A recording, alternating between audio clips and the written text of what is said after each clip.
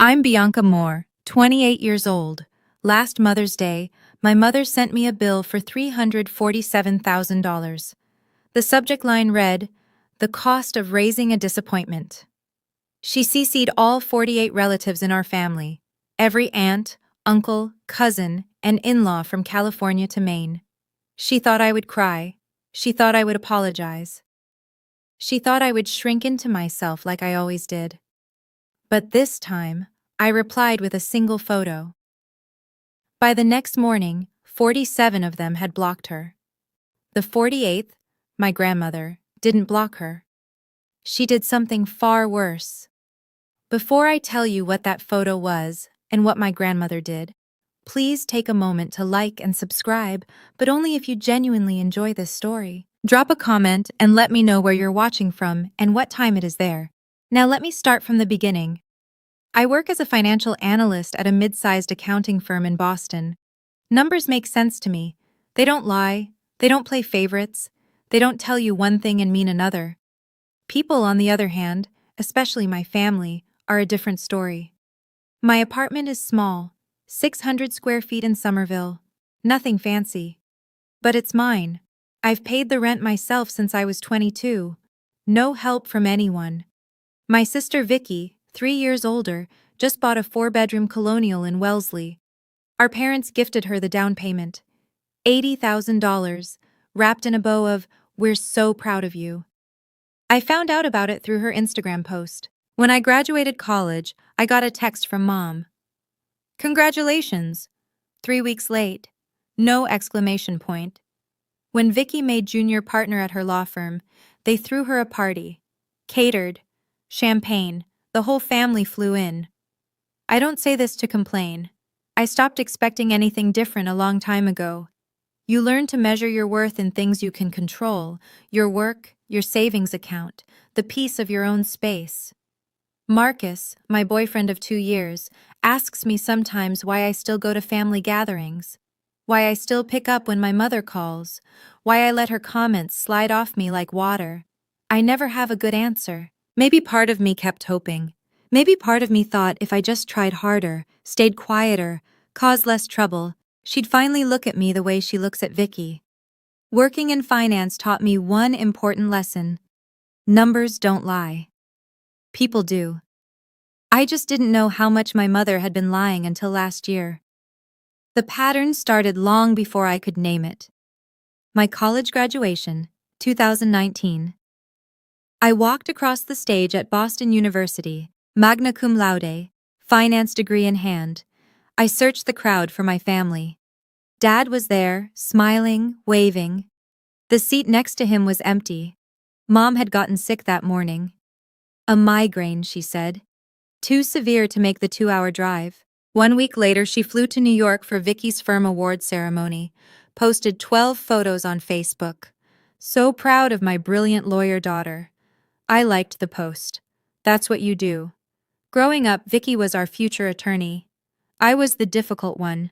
Vicky got praise for her grades. I got questions about why mine weren't higher. Vicky's achievements were celebrated. Mine were expected, or overlooked. Dad tried, in his quiet way. He'd pat my shoulder after Mom's sharper comments. "Your mother means well," he'd say. "She just has a harder time expressing it with you." I used to believe him. When it came time for college, both Vicky and I were supposed to have education funds. Grandma and Grandpa had set them up when we were kids. Same amount for each of us. Vicky graduated debt-free. I graduated with $67,000 in student loans. Mom told me my fund ran out faster because of unexpected expenses during high school. Tutoring, she said. Summer programs, things I needed. I didn't question it then. Why would I? She was my mother. But numbers have a way of telling the truth, even when people don't. And 3 years ago, I started looking at the numbers.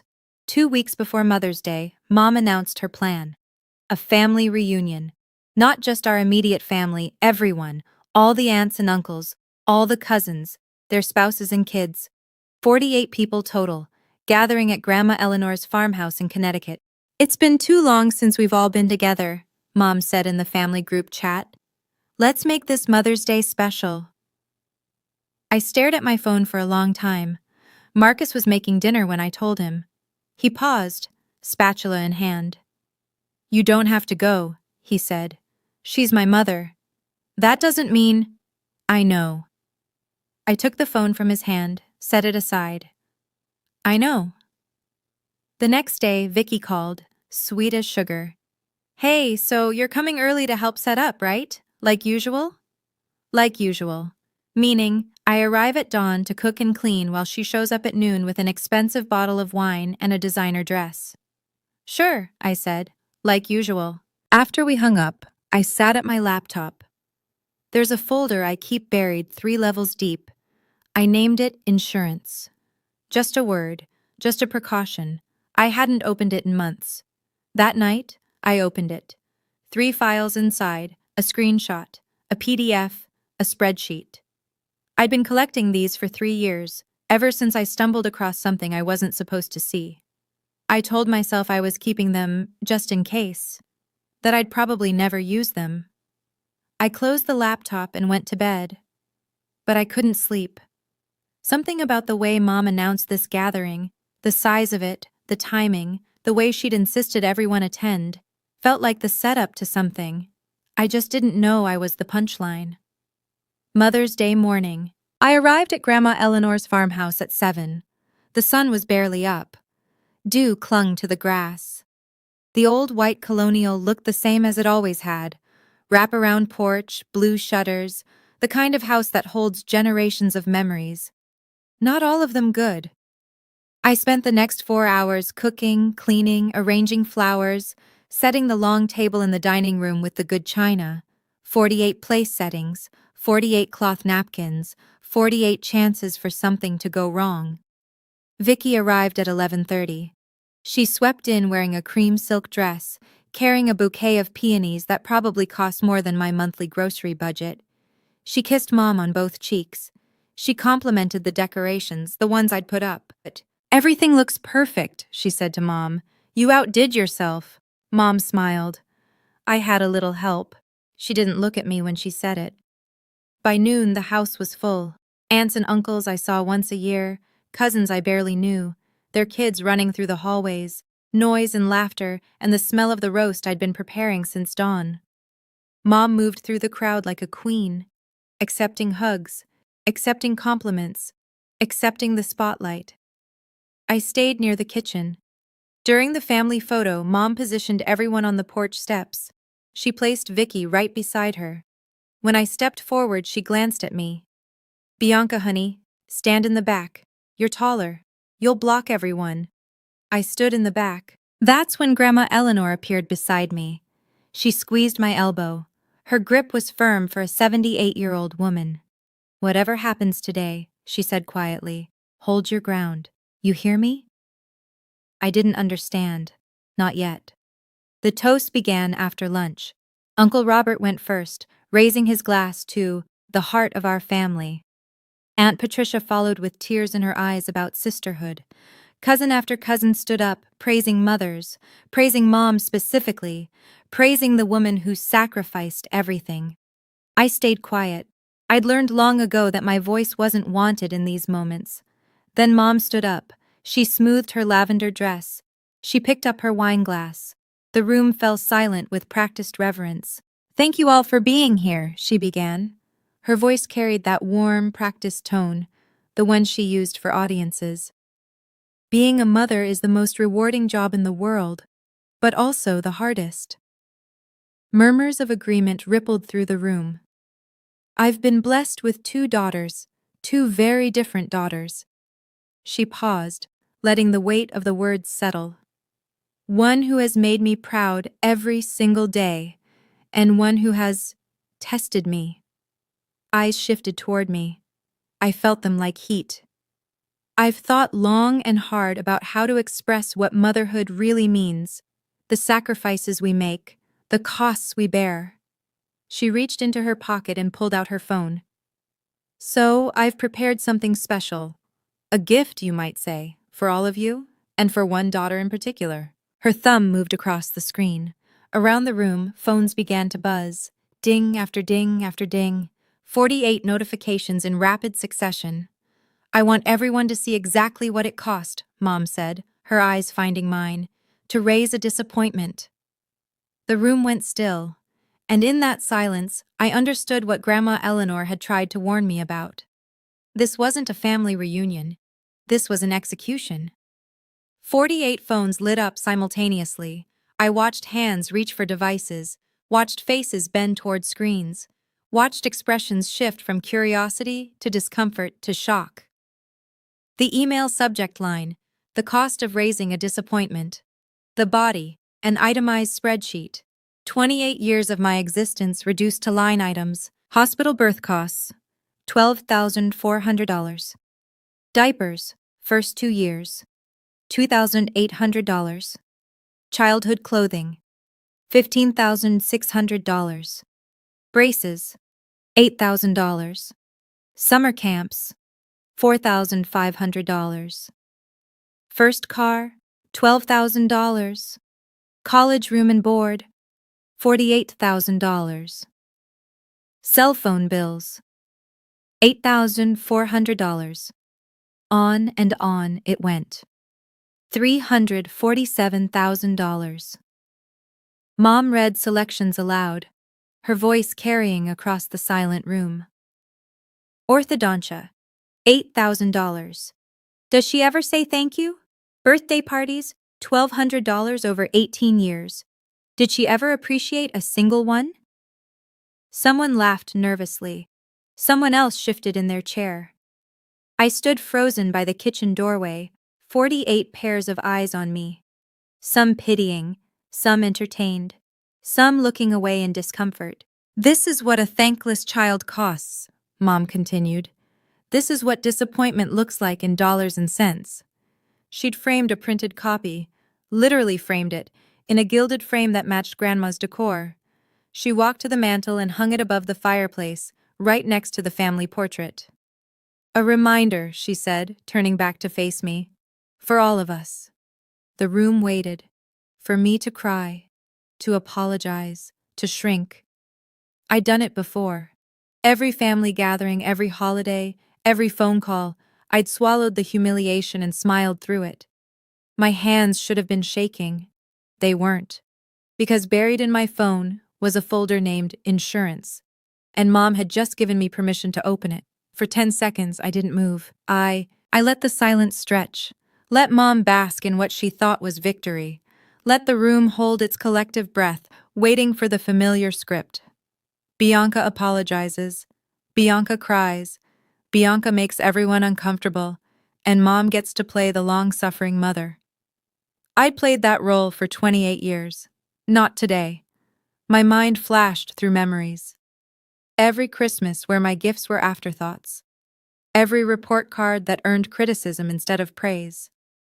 Every time I'd said, I'm sorry, for existing in a way that inconvenienced her. I thought about the nights I'd spent in my apartment, staring at credit reports I couldn't understand. The calls with IRS agents about tax returns I'd never filed. The apartment applications rejected because of a credit score I'd never earned. I thought about the folder on my phone, 3 files, 3 years of quiet documentation, 3 chances to prove that the disappointment narrative wasn't just unfair, it was a cover story. I looked around the room. Vicky was whispering something to her husband, a smirk on her face. Dad was staring at his plate. Grandma Eleanor sat perfectly still, her eyes on me. She gave me the smallest nod. My hand went to my phone. I opened it, navigated past the home screen, past the apps, past the folders. There it was. Insurance. 3 files inside. A screenshot, a PDF, a spreadsheet. My heart was calm. My breath was steady. Mom, I said. My voice cut through the silence like a blade. Since we're sharing numbers today, I have some of my own. The smirk on her face flickered. What are you doing? She asked. I smiled. The first genuine smile I'd worn all day. Balancing the books. I walked toward the center of the room. Every step echoed against the hardwood floor. Conversations had died completely. Even the children in the hallway had gone quiet, sensing something in the air. Keep your phones handy, I said. My voice was steady, professional, the same tone I used in client presentations. Because I'm about to send you something too. Bianca. Mom's tone had shifted, a warning edge. This isn't the time. Actually, it's the perfect time. I stopped beside her, close enough to see the mascara she'd carefully applied, close enough to see the first flicker of fear beneath her confidence. You calculated what I cost you, Mom. Seems only fair I calculate what you cost me. I opened my email app, selected all 48 family contacts. Bianca, whatever you think you're doing, I'm doing exactly what you taught me. I looked up at her, held her gaze. Showing receipts? I pressed send. The familiar chorus of notification sounds filled the room. Ding, ding, ding. One after another, spreading through the crowd like dominoes falling. Mom's face paled slightly. What did you just send? The truth. I slipped my phone back into my pocket. You have numbers, Mom. I have documents. Movement caught my eye. Grandma Eleanor had risen from her chair, but she wasn't moving to stop this. She was pulling her seat closer. Front row. A few relatives were already opening the email. I saw their expressions change. Confusion first, then something else. Uncle Robert was the first to look up at Mom with a different kind of expression. Linda, he said slowly. What is this? Mom's composure cracked, just for a moment. The performance was about to get interesting.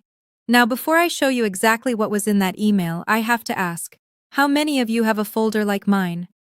Evidence you've been collecting, hoping you'd never have to use? Drop a 1 in the comments if you know exactly what I'm talking about. And if you're watching this late at night, unable to sleep because family drama is keeping you up, you're not alone. Hit subscribe and let's get through this together. Okay, back to that dining room. The email contained 3 attachments. I started with the first one. Mom, you charged me for my college education in your little bill. Room and board, textbooks, living expenses. I paused. But here's the thing. I paid for college myself. $67,000 in student loans. Still paying them off. Murmurs rippled through the room. That's because my college fund ran out, right? That's what you told me. I pulled up the PDF on my phone, projecting calm I didn't entirely feel. Except I work in finance now, and I know how to trace money. I turned to face the room. Grandma and Grandpa Harrison set up education trusts for both Vicky and me when we were children. Same amount, $89,000 each. I let that number sink in. Vicky used hers, graduated debt-free. I pointed to the screen showing on my phone. My trust was withdrawn in full on August 3, 2016, 1 month before I started college. The money was transferred to an account belonging to Linda Moore. Aunt Patricia's hand went to her mouth. $89,000, I repeated. Gone, into Mom's personal account. 1 week later. I swiped to the next document. She purchased a new Lexus. Cash. That money was for family expenses. Mom's voice rose, defensive. You don't understand. I understand bank records. I kept my voice level. I understand wire transfers. I understand that you stole my college fund and let me drown in debt while you drove a luxury car. Dad stood up slowly from his chair. His face had gone pale. Linda, he said quietly, is this true? Mom opened her mouth to respond, but I wasn't finished yet. That's just the beginning, I said. The room had grown colder somehow, or maybe it was just the way people were looking at Mom now, with less sympathy, more scrutiny. I opened the second attachment, a spreadsheet. For the past 2 years, I've been getting strange letters from the IRS, audits, notices about discrepancies. At first, I thought it was a mistake. I scrolled through the document. Then I hired a CPA to dig deeper. I turned the phone so people nearby could see the screen. Columns of numbers, dates, filings. From 2018 to 2024, Mom claimed me as a dependent on her federal taxes, 6 consecutive years. Cousin Michael frowned. So? Parents claim their kids all the time. I was 22 in 2018, I said, living in my own apartment, paying my own rent, my own insurance, my own everything. I haven't been anyone's dependent since I was 21. The implication landed. I watched it spread across faces. Each year she received between $4,000 and $6,000 in tax benefits from claiming me. I did the math out loud. Total, approximately $32,000. Tax fraud using my social security number. That's a federal crime. Uncle George, a retired accountant himself, spoke up, his voice grim. I know. I looked at Mom. I had to hire a CPA to clean up the mess. $3,400 out of my own pocket to fix what you did. Dad's hands were gripping the edge of the table. Linda, you told me Bianca agreed to this arrangement. Richard, stay out of this. But it was too late for that. The room was shifting, the narrative was changing, and I still had one more file to show them. I let the silence build. Mom was looking at me differently now. The confidence was gone. In its place was something I'd rarely seen on her face: uncertainty. There's one more thing, I said quietly. I didn't open the third file yet. Instead, I asked her a question. Mom, do you remember when I applied for my first apartment after college? The one in Cambridge? She didn't answer. I got rejected. The landlord told me my credit score was 520. I was 22 years old with a score that said I was a financial disaster. I paused. I'd never missed a payment in my life. I'd never had a credit card. Understanding dawned in a few faces around the room. So I pulled my credit report. And do you know what I found? I opened the third attachment. Bank statements, credit card applications, all bearing my name. 3 credit cards, opened in 2016, 2017, and 2018, all using my name and social security number, all maxed out. I let the number land like a hammer. $47,000 in debt, on my record, for purchases I never made. Aunt Martha gasped. This is identity theft, Uncle George said flatly. Linda, this is a federal crime. It took me 4 years to clear my name, I continued. 2 lawyers, hundreds of hours on the phone, but I kept everything, every document, every statement, every piece of evidence. Movement at the edge of the room. Vicky was standing up, reaching for her purse. Sit down, Vicky. She froze. You're not going anywhere. I met her eyes. Because one of those credit cards? The statements were shipped to your address. The color drained from my sister's face. I didn't know, Vicky started. Don't. My voice was calm, cold. I have the shipping receipts, your address, your signature on delivery confirmations. The room turned to look at my sister, the golden child, the one who could do no wrong. You received packages in my name for 3 years, designer bags, electronics, jewelry. I pulled up one particular receipt, including an engagement ring, $8,400, charged to a card with my name on it. Vicky's husband, Derek, stared at her hand, at the diamond glittering under the dining room lights. You wore my stolen identity to your wedding, I said. Did you know? Or did you just not want to know? Vicky's voice cracked. Mom said it was an emergency. She said you wouldn't find out. I didn't think. An emergency that lasted 4 years? Buying Gucci bags was an emergency? Aunt Patricia rose from her seat, her face ashen. Victoria, how could you? I didn't know it was illegal. Vicky's composure shattered. Tears streamed down her face, real ones maybe, or maybe just the performance she'd learned from Mom. She told me Bianca would never check. She told you to help her steal from me. I finished the sentence. And you did. The murmurs had grown to open conversation now, relatives talking to each other, voices rising, some in shock, some in anger, some already standing, reaching for coats and car keys. But there was one more thing, the screenshot. I hadn't opened it yet, the one I'd been holding for 3 years, the one that explained everything. I looked at my mother. She was pale now, trembling. There's one more file, I said. But this one is the big one. Mom saw the shift in the room. She felt it slipping away from her. So she did what she'd always done. She changed tactics. Her shoulders began to shake. Her eyes glistened with tears. She pressed a hand to her chest like she was struggling to breathe. "I can't believe this," she said, her voice cracking beautifully. "I gave everything to this child. Everything. And this is how she repays me?" A few relatives hesitated. Old habits die hard. We're trained from birth to comfort a crying mother. "I made mistakes, yes. But I did it for the family. Everything I did was for the family." She reached for Dad's arm. "Richard, tell them. Tell them I only wanted what was best for everyone." Dad stood rigid. His jaw worked silently. He didn't move toward her. Mom turned to Grandma Eleanor. "Mama, please, say something. You know me. You know I'm not a monster." Grandma Eleanor remained seated. Her face was stone. "I'm listening, Linda," she said quietly. "I'm listening to everything." Mom's desperation showed now. The performance was cracking at the edges. "Fine." Her voice hardened. Something dangerous flickered in her eyes. "You want to play this game, Bianca? You want to air dirty laundry in front of everyone?" She stepped toward me. Close. Too close. "Then let's talk about why," she hissed.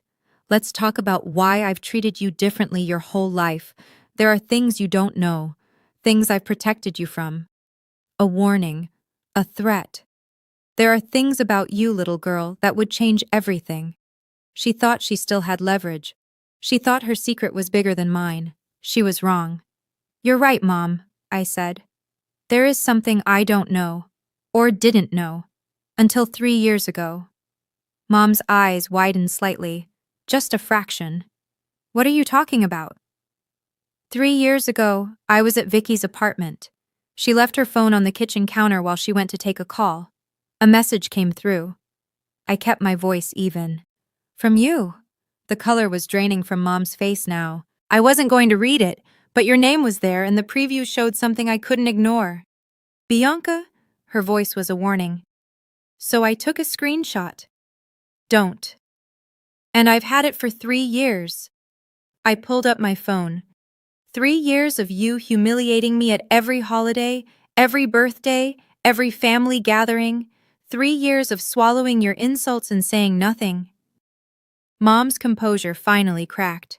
Real fear showed in her eyes. "I never used it," I continued. "I told myself I never would, that it wasn't my secret to tell, that maybe, you had a reason for being the way you are." "Please." The word came out broken. "Please, Bianca, whatever you think you know." "I didn't come here today planning to do this." My voice was steady. "But you did, Mom. You planned this whole thing. You wanted to humiliate me in front of everyone. You wanted to make me the villain of your story." I held up my phone. "So now I'm going to tell the truth." "If you ever loved me," Mom started. "Loved you?" I felt something crack in my chest. "I spent my entire life trying to earn your love. Turns out I never had a chance."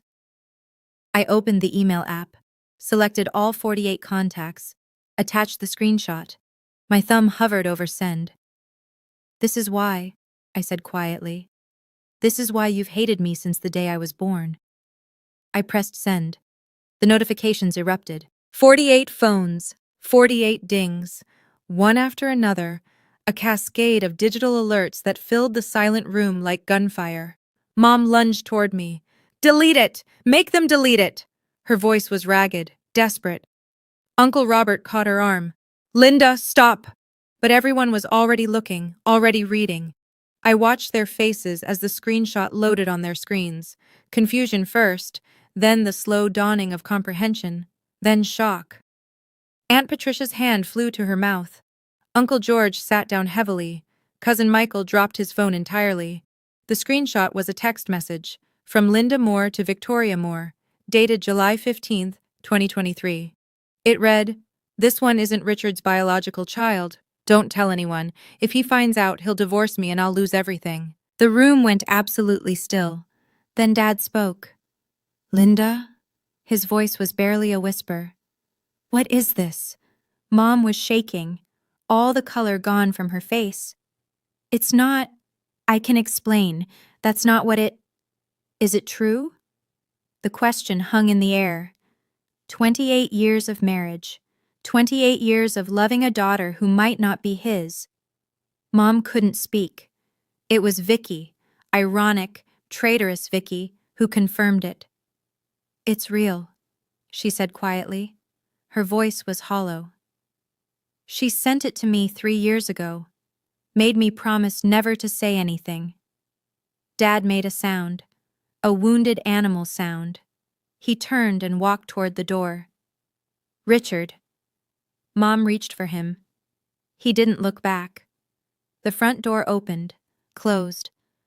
I heard his car engine start, heard it pull away. And standing in the wreckage of her own making, my mother finally looked at me.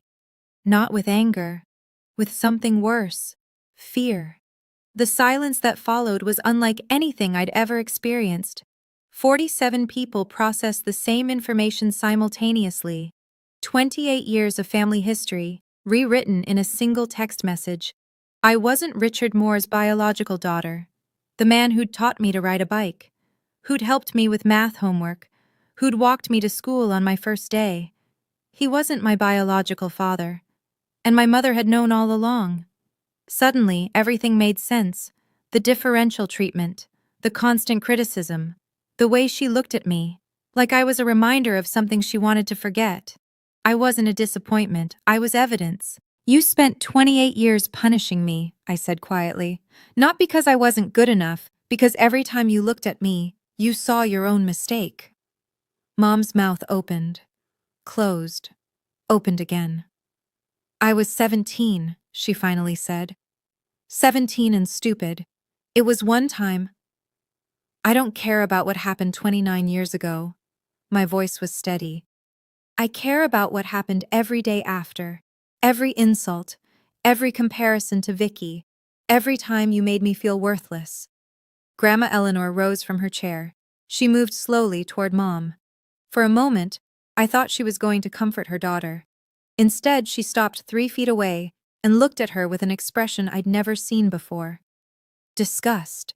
"I suspected," Eleanor said quietly. "For years I suspected something wasn't right. The way you treated that girl." She shook her head. "But I never imagined this." "Mama, please." 28 years, Eleanor continued. "You lied to everyone. To Richard, to the entire family." She paused. "To me." Mom started to cry. Real tears now. I could tell the difference. But no one moved to comfort her. The room fractured.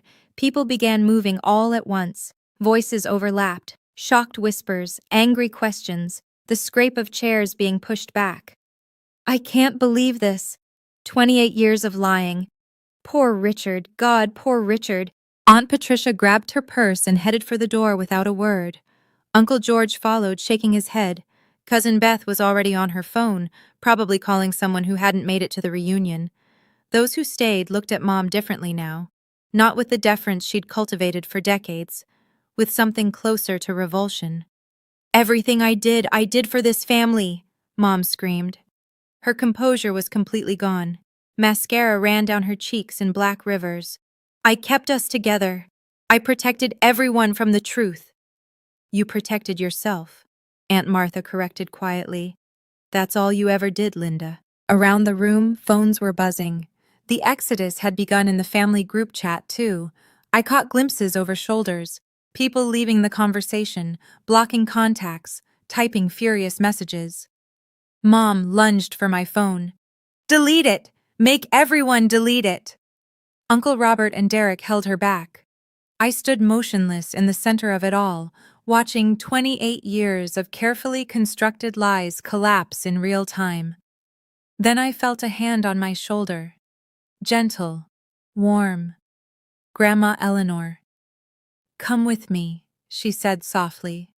She guided me through the chaos, past relatives who reached out to touch my arm, past cousins who said things like, "I'm so sorry," and "I had no idea." We stopped by the front door.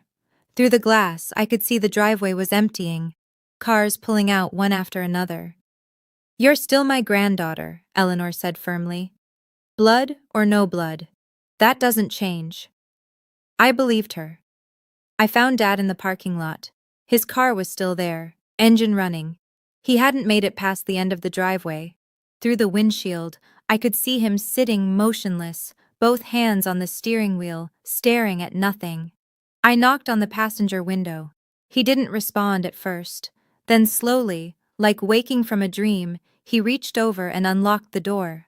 I slid into the seat beside him. We sat in silence. The late afternoon sun cast long shadows across the hood. Inside the house, I could still hear muffled voices, arguments, crying. "I'm sorry," I finally said. Dad turned to look at me. His eyes were red. "Don't," he said. "Don't you dare apologize. You didn't do anything wrong." I never wanted to hurt you." He laughed, a broken, painful sound. 28 years, he said. 28 years I've loved you, changed your diapers, taught you how to drive, helped you move into your dorm. His voice cracked. DNA doesn't change that.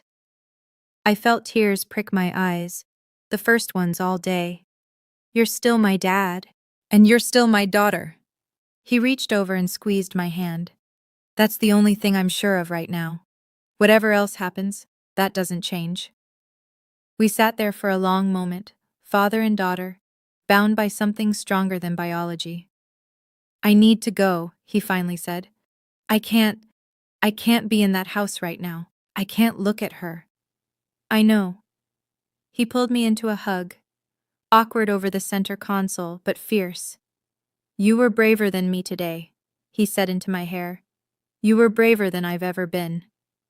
Then he let go, put the car in gear, and drove away. I walked back into the house. The crowd had thinned dramatically. Maybe 15 people remained, most of them looking shell-shocked and unsure whether to stay or go. The framed bill still hung above the fireplace, a monument to Mom's cruelty that now seemed almost pathetic. Mom sat alone on the couch. Her hair had come loose from its careful styling. Her makeup was destroyed. She looked smaller somehow, like the revelation had physically diminished her. For the first time, I didn't see the tyrant who'd ruled my childhood. I saw a 54-year-old woman whose entire life had just collapsed. I should have felt victorious. I didn't. She looked up as I approached. Her eyes were hollow. "Are you happy now?" Her voice was hoarse. "You've destroyed everything." "No, Mom." I sat down in the chair across from her. "You did that. 28 years ago. I just stopped helping you hide it." A sob escaped her, raw and ugly. "I was 17, she said again. "I was so scared. When I realized I was pregnant, and it might not be Richard's, I panicked. I thought if I just never told anyone. You thought if you made everyone hate me first, nobody would believe me when the truth came out." She didn't deny it. "Every time you looked at me, you saw your mistake," I continued. "So you spent almost 3 decades trying to make me disappear, make me the problem, the disappointment, the one nobody would miss if I just stopped showing up." Mom covered her face with her hands.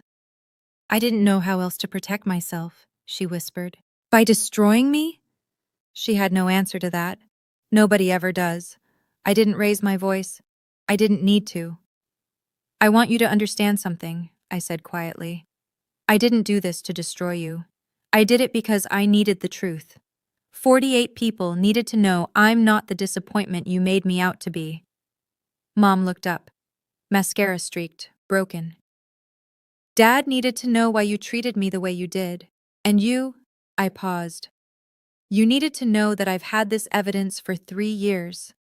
Her eyes widened slightly. 3 years, I repeated. 3 years of you humiliating me at every holiday, every birthday, every phone call, and I never said a word.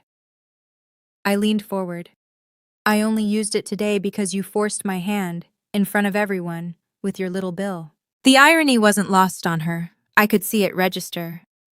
"From now on," I continued, I don't need you to acknowledge me. I don't need you to love me. I stopped expecting that a long time ago. I stood up. I only need one thing from you. Leave me alone. That's my boundary. Respect it. You can't just. I can. My voice was steel wrapped in silk. And if you cross it, if you show up at my door, or contact my employer, or try to poison anyone else against me, the next conversation won't be in front of family. I held her gaze. It will be with the IRS and the police, identity theft, tax fraud, theft of my education fund. I have everything documented. Mom's face went white. I walked toward the door. Goodbye, Mom. She didn't call after me. For the first time in 28 years, my hands weren't shaking. They were perfectly still. Now, if you've made it this far, I need to know, was I right to expose everything in front of the whole family? Or should I have handled it privately? Drop a comment with public or private and tell me why. Also, can we talk about Grandma Eleanor for a second? She's been suspiciously calm this whole time, and what she did next changed everything. But first, if this story is hitting different for you tonight, subscribe. We're not done yet. Back to that night. Marcus was waiting when I got home. He didn't ask questions right away. He just pulled me into a hug that lasted 3 full minutes, then made me tea and sat beside me on the couch. I told him everything. When I finished, I finally let myself look at my phone. I'd been avoiding it on the drive home. The notifications were overwhelming. The family group chat was chaos. Message after message, people sharing their shock, their anger, their sudden clarity about years of witnessing Mom's behavior and never questioning it. And then the blocks started showing. One by one, family members were removing Linda Moore from their contacts, leaving group chats, unfollowing on social media. By midnight, I counted 47. Private messages flooded my inbox. I had no idea. I'm so sorry for never stepping in. Aunt Martha. You were so brave today. I wish I had half your courage. Cousin Beth. I always thought something was off. I should have trusted my instincts. Uncle George. The one that made me cry came from Aunt Patricia, Mom's own sister. I failed you, sweetheart. For 28 years, I watched and said nothing. That ends today. I scrolled through each message, each apology, each expression of support that came decades too late, but still mattered. Marcus pointed at my screen. What about the 48th person? Your grandma? I checked. No block from Eleanor, but there was a text. Sent at 11:47 p.m. I need to see you tomorrow. 9 a.m. My house. Come alone. I stared at those words. Something was happening. Something beyond the immediate fallout. Whatever Grandma Eleanor was planning, she'd clearly been thinking about it since the moment that screenshot appeared on everyone's phones, maybe even before. Maybe Grandma Eleanor's farmhouse looked different in the morning light. Quieter. Emptier. The remnants of yesterday's chaos had been cleaned away. The tables cleared, the chairs returned to their places, the framed bill notably absent from the mantel. The front door was open. I walked through the familiar hallway to the study at the back of the house. Grandma Eleanor sat behind her oak desk. Papers were spread in front of her, official-looking documents covered in dense paragraphs and signatures. She wasn't alone. A man in a gray suit stood beside her. I recognized him. Thomas Jameson, the family's estate attorney. I'd met him once at Grandpa's funeral. Sit down, dear, Grandma said. I took the chair across from her. My heart was beating faster than I wanted it to. I didn't block your mother, Eleanor said directly. Do you want to know why? Yes, because blocking her would have been a kindness. Her voice was iron. What I did instead is permanent. She slid a document across the desk toward me. At 2:17 this morning, I called Thomas, woke him from a dead sleep. By 4 a.m., we had finalized new paperwork. She tapped the document. My will has been changed. I looked at the paper. Legal language swam before my eyes. I don't understand. Your mother was originally set to receive 35% of my estate. That's been reduced to 5%. Eleanor's eyes met mine. Just enough that she can't challenge it on grounds of being completely disinherited. My breath caught. Your share has increased from 10% to 30%. She paused. Your father's portion remains the same. He's a victim in this too. Grandma, I wasn't expecting. I know. Her voice softened. That's precisely why you deserve it. Thomas Jameson cleared his throat. For clarity, Mrs. Harrison has redistributed her estate as follows. Thank you, Thomas. I'll explain. Grandma Eleanor took the document back. This isn't about punishment. This is about justice. She stood and walked to the window, looking out over the property, acres of Connecticut farmland that had been in our family for 3 generations. I started suspecting something was wrong years ago, she said quietly. The way Linda treated you, the excuses, the favoritism so blatant it made me uncomfortable. She turned back to face me.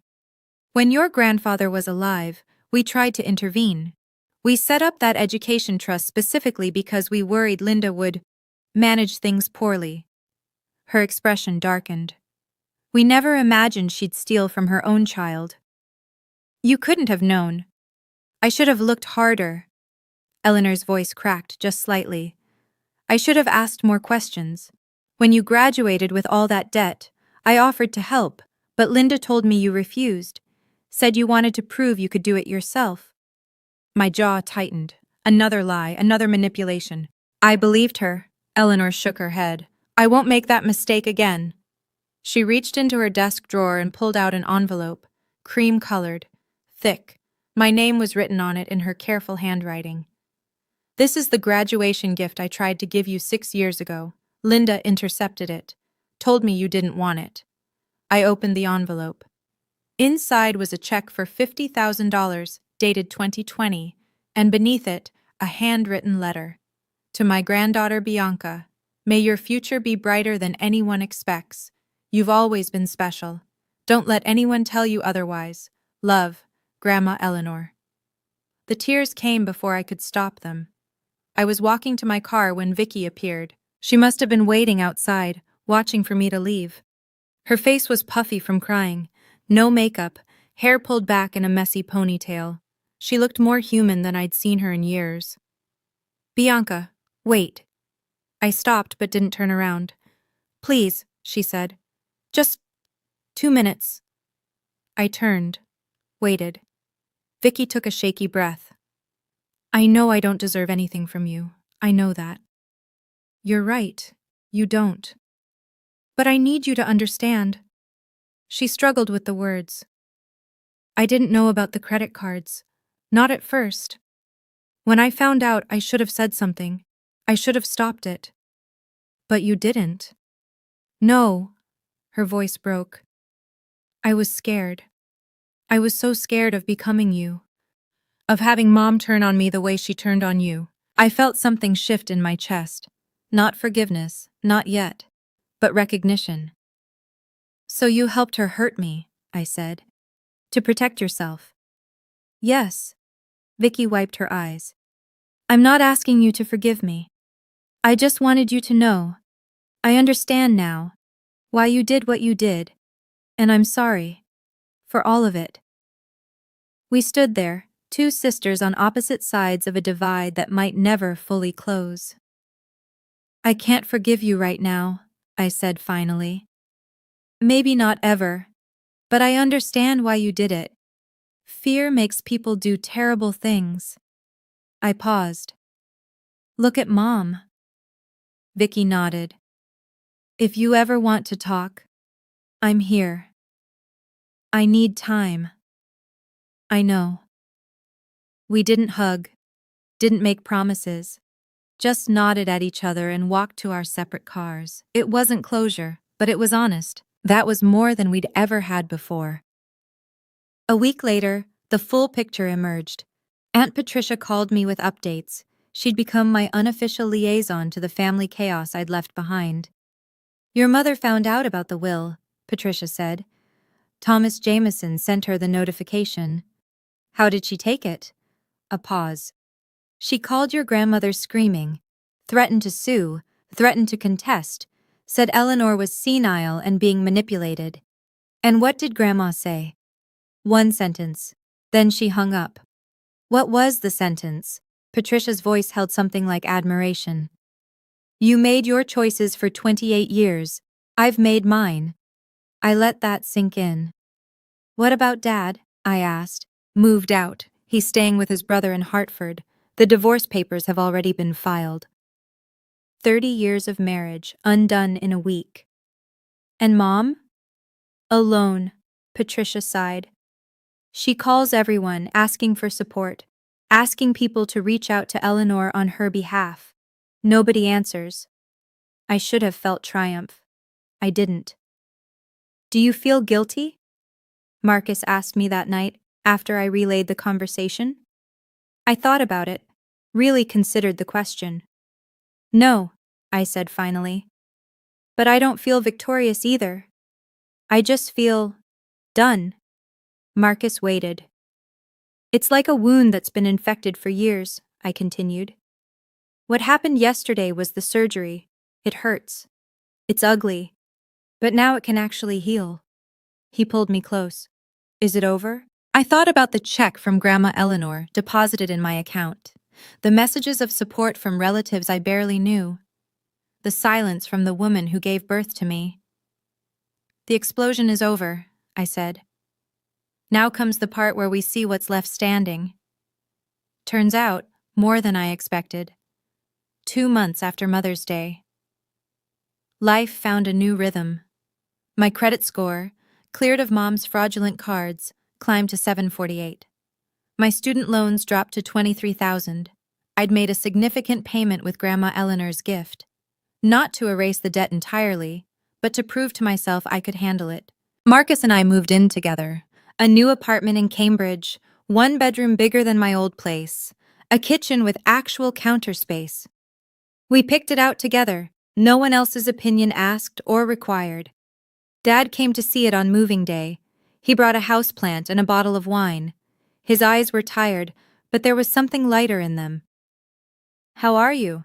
I asked while Marcus unpacked boxes in the other room. Getting there. He set the plant on the windowsill. The divorce will be finalized next month. I'm staying with your Uncle Bill until I figure out my next move. And, emotionally? He managed a small smile. 28 years of lies is a lot to process. But you know what? I don't regret a single day of being your father, not one. We hugged for a long time. Sunday dinners became our new tradition. Just us. Sometimes Marcus joined, sometimes Grandma Eleanor drove down from Connecticut. Simple, quiet, ours. Then 3 weeks after we moved, an envelope arrived. No return address, postmarked from Ohio. Inside was a single sheet of paper, a letter. Dear Miss Moore, I received your DNA profile through 23andMe and discovered we share a biological connection. My name is Michael. I believe I may be your father. I'm not seeking anything from you.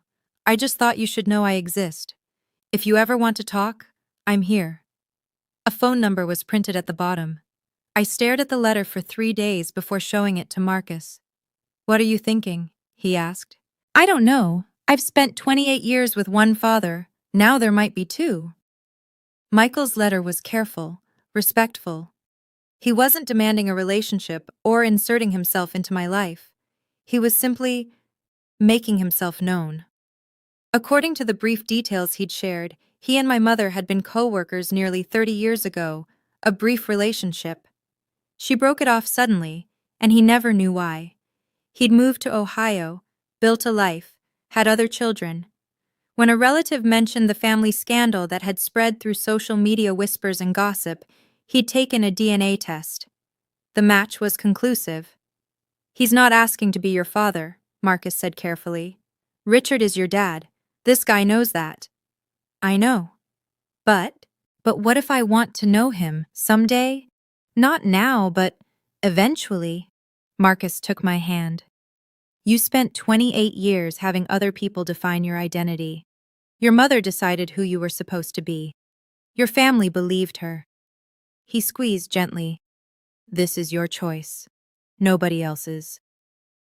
I thought about that for a long time. Then I opened my laptop and composed a short email.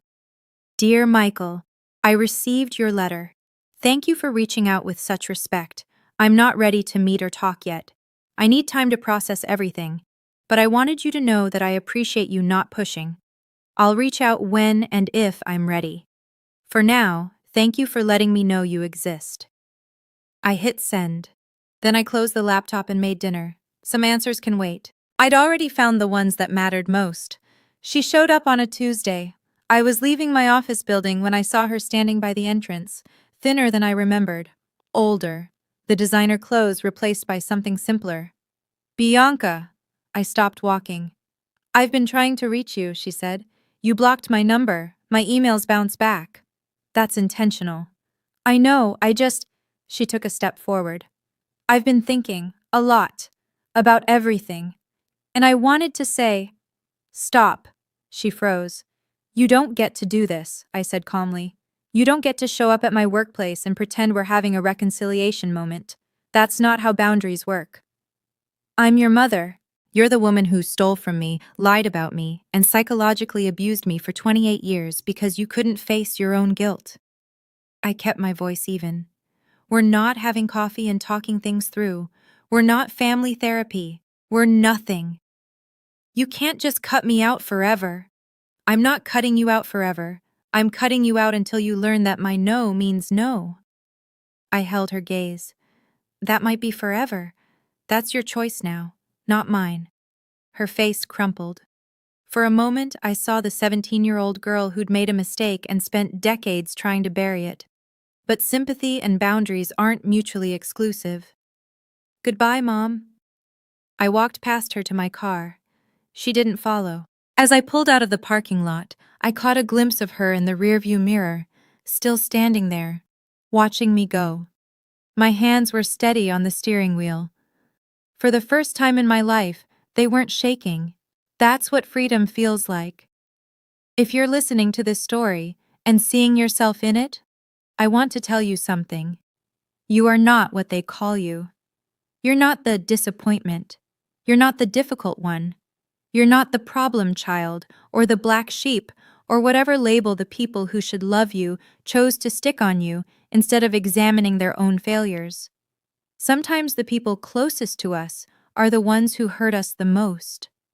And setting boundaries with them, refusing to absorb their cruelty, isn't selfish, it's survival. My mother sent me a bill for $347,000. She calculated the cost of my diapers and my braces and my birthday parties. But she never calculated the cost of what she did to me. The years of wondering why I wasn't good enough, the nights crying alone, the opportunities stolen, the confidence crushed. There's no price tag for that. And there's nothing she can pay to get me back. I don't know what the future holds. Maybe someday I'll speak to her again. Maybe I won't. But for the first time in my life, that's my choice, not hers. Dad and I have dinner every Sunday. Grandma Eleanor calls every Wednesday. I'm slowly rebuilding connections with cousins and aunts who finally see me clearly. And Marcus? He asked me last week if I wanted to look at engagement rings. I said yes. Life goes on. Different.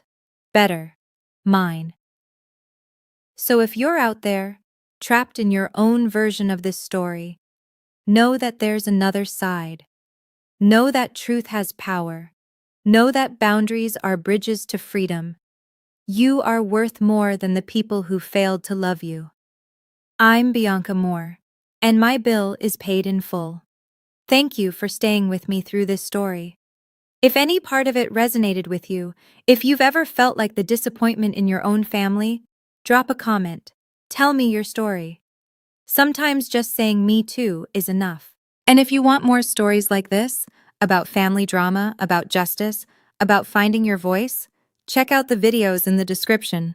There's a whole playlist waiting for you. Remember, your worth is not determined by those who failed to see it. I'm Bianca Moore, and my bill is paid in full.